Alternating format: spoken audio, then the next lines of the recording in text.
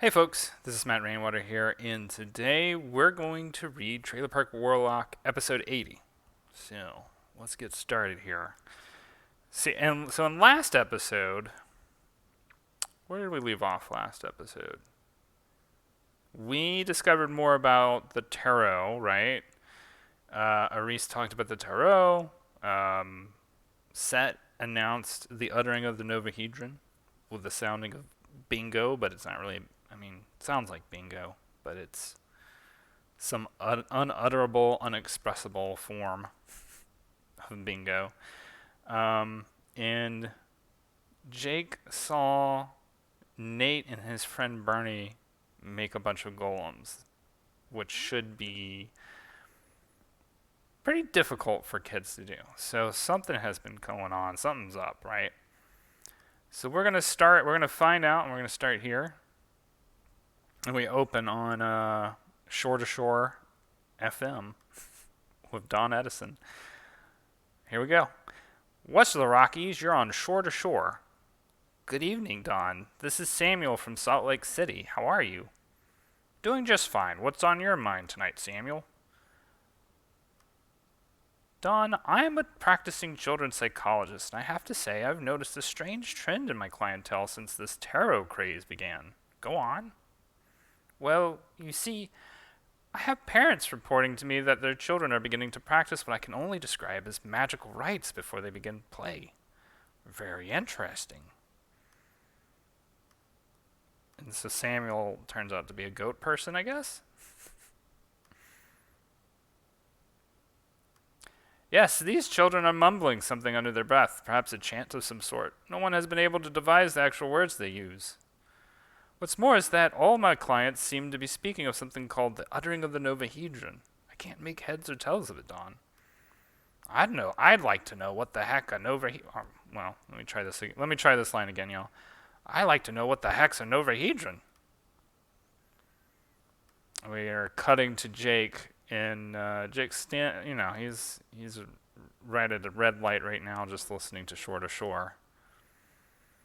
I haven't the faintest clue, Don. All I can tell you is that these children are willing to share with me what they see of it in their dreams. Oh? As best as I can tell, the Novahedron is a chart that lists events that will take place in the world, aligned on a 5x5 grid. Each column is assigned to a letter in the Novahedron. Do you think these children can see the future? It's difficult to say, but I don't think so. Whatever this chart is, it seems to exist out of their control. But I just have to say, Don, it concerns me greatly. Well, Samuel, it concerns me too. I need to move on to our next caller, but please call back another time, okay? Will do, Don. You have a good night. So, what's basically being explained here, our our goat man child psychologist has basically slowly discovered. That's all we see of him for the rest of for the rest of forever, basically. Basically, what he is saying is that for all the kids that are playing tarot, like, they're also having strange dreams, and they've been dreaming about this Novahedron thing that Ares talks about. They've been dreaming about the bingo chart that Set basically was playing the other last episode. So they've had some kind of prescience of things that were coming as a part of the enlightenment that Ares talks about in regards to playing tarot. So we're going to go further in. Trailer Park Warlock, a season for sowing. That is in reference to a line Ares says later on. I'm going to take a quick sip of water. Wildcard line, you're on Shore to Shore. Hello? Is this me? Yes, it is. Welcome to Shore to Shore. Shore to Shore. Who am I speaking with? Oh, hi, Don. This is Gloria from Glen Eagle. I want to second what the previous caller was saying. Please do. So this is this is Gloria, who was the troop leader for the Owl Scouts. She just explains this line, but I happen to be a troop leader for the Owl Scouts over in the Colorado Springs area, and I've noticed some I've noticed similar behaviors in my kids the last few months. I'm all ears, Gloria. Well, I just want to start with this Novahedron thing first. I overheard my troop discussing the exact same thing this week. They were confirming with each other that they heard it. But it's strange. The way they talked, you'd think it was something everybody should be able to hear because it must have been incredibly loud. Do you think they heard harp or Gabriel's trumpet? No, it was a word, but it must have been more than a word because they were talking about stuff kids just don't talk about. They were all speaking like they were little prophets.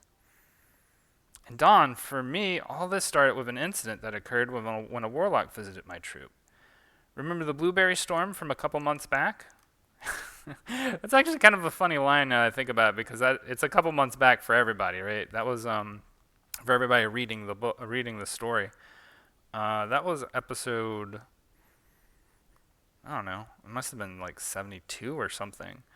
But, that was when Jake visited Nate's Owl Scout troop, and they tried to make the blueberries ripen really fast with an intention circle, and it worked too well, right?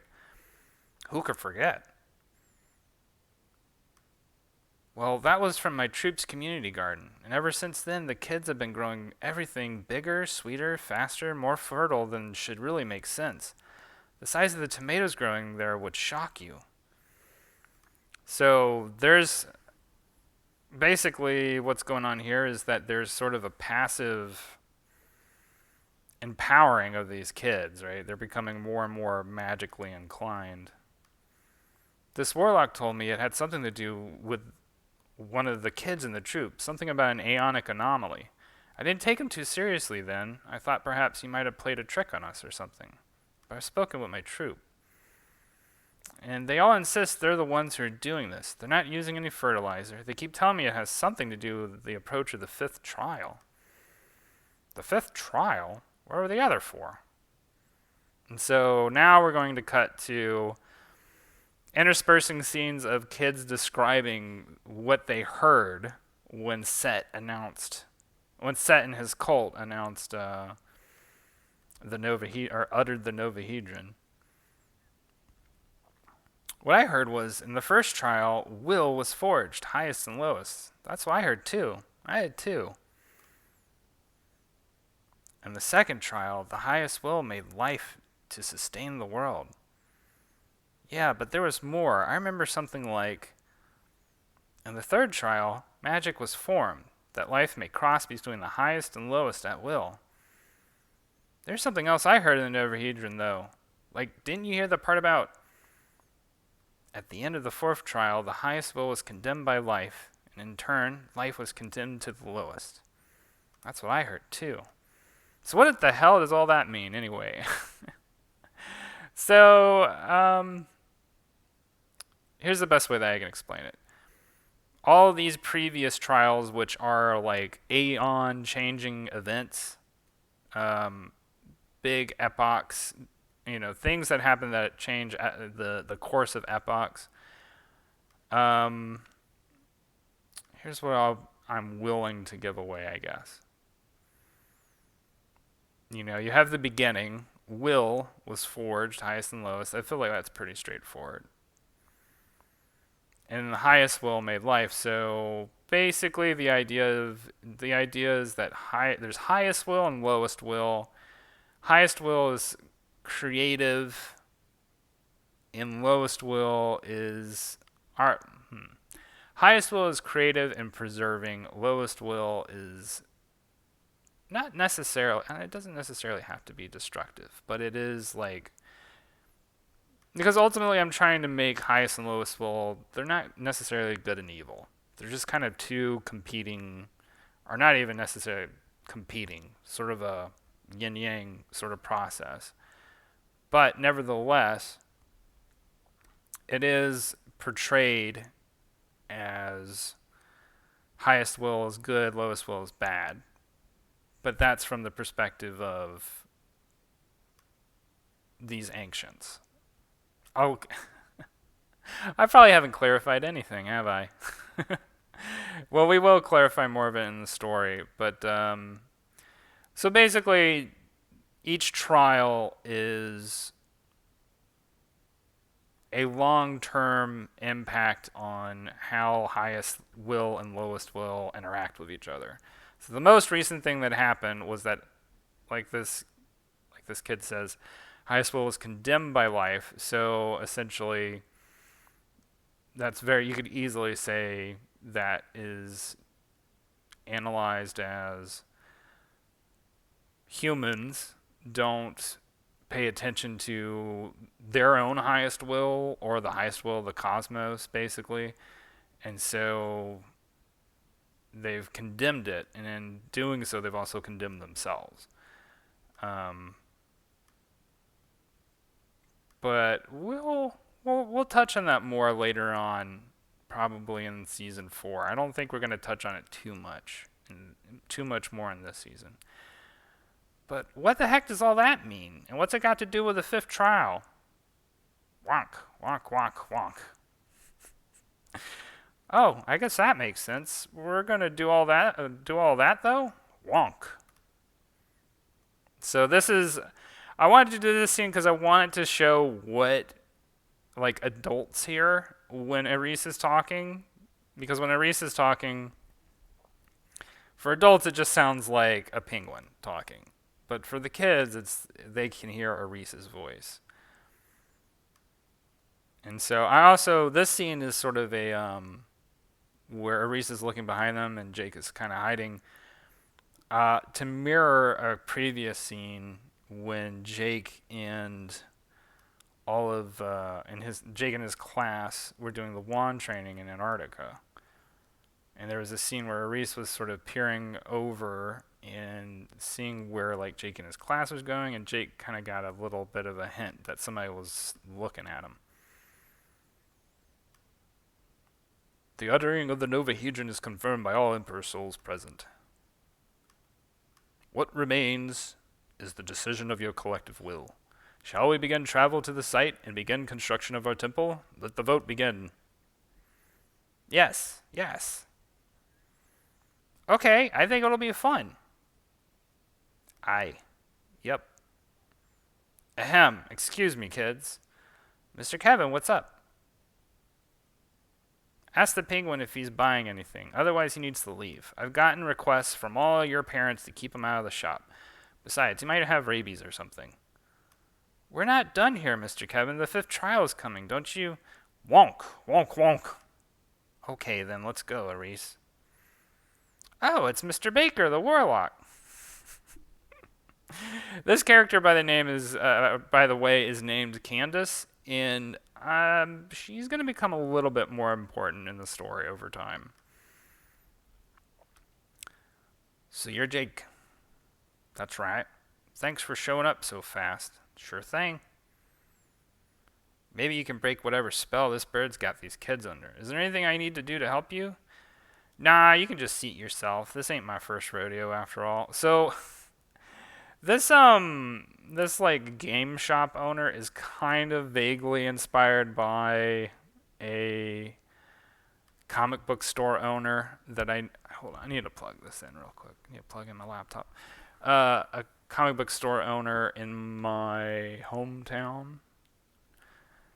Although he was probably not quite as prudent or whatever as this guy. Although he was pretty like, it was a little uptight. But I'm sure I was annoying. Me and my friends were annoying him. So it's one of those things. Alright, so where were we? I'm going to have to ask you kids to leave. Exorcisms ain't too pretty a sight for your innocent eyes. Sorry, Mr. Baker, but we're not going to let you do that. Well, hell, Nate. You and what army? Remove yourself from the premises at once. Oh, hell, the damn golems. Whack. So they made a lot of golems. Attack at my position. Confirmed. Confirmed. And poor Jake gets a nut shot there. Target neutralized. Secure the perimeter. Alright, I need you guys to keep him locked down, but please don't be so rough with Mr. Baker, okay? Godspeed you and your task maker. Thanks. Emperor souls, the coming days will be difficult. Your will shall be put to the test. There's much you will have to cast aside for enlightenment. First, your connection to the adults who feign command over you. All of you are the seed of the new aeon, and inheritors to a greater power than they can ever possess. The power to imagine, to create, to grow the roots of time that shall bind all will, highest to lowest. Have no fear. The fifth trial is a season for sowing, and you are all worthy of future springs. So, I like writing Ares's dialogue because he says such like gravitas laden things like that. It's fun. It's really fun to write. I don't know why I find that kind of thing so fun to write, but that's part of the reason why I wrote his character into this season. But first to our plows. The field remains in disarray. Hard work is needed. The soil calls for tilling. And so at the end of this episode, Nate is looking sort of concerned about this pact he's caught up in. And he just, clearly Nate feels some sense of camaraderie or friendship with Jake. I mean, they're neighbors, and he's always asking Jake to help him with stuff and whatnot. So we will see how that further develops, right? In the next episodes to come. To be continued. And Tarot of the Week is the Five of Wands. The Five of Wands usually represents discord, inner conflict in groups of people. So that could be, an office war.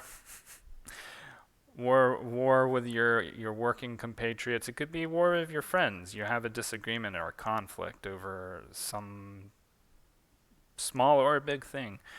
But let's look at this illustration. You can see I like this illustration because you can see there's some frogs hopping around and a crow flying off and some butterflies, and so nature is in disarray as these four wizards are battling. And I made it into Five of Wands, and it worked. And this worked best for the composition. Have four wizards, but 5 wands, because one of the wizards has 2 wands. Maybe that's an ice wizard or a water wizard of some sort. I wanted to have kind of this Gandalf-looking guy. And there's another one right here who he's got this very green. I don't even know what that is. When I'm designing a lot of these things, with this one, I kind of just improvised a lot of the designs for these characters. So it leaves a lot up to the viewer's imagination, right? Kind of imagine for yourself what these wizard specialties might be. I mean, this guy, the bald guy, looks kind of like he might be fire oriented, right? The gray wizard, who knows? Maybe he's a master of all trades. We have the green one. Maybe he's a forest. Maybe he's a forest wizard or something. But anyway, 5 of Wands for y'all. And that is the end of our episode. And if y'all don't follow me on Twitter, you can by going to @MattJRainwater. On Instagram, it's Matthew Rainwater. And then, of course, you already know about Patreon. But then you might not know about the YouTube, but you can look for my channel, Matt J. Rainwater, on YouTube. And that's all, folks. We'll do this again soon, and I hope you all had fun. It was always fun for me, and we will talk again soon, all right? Talk to you later. Bye.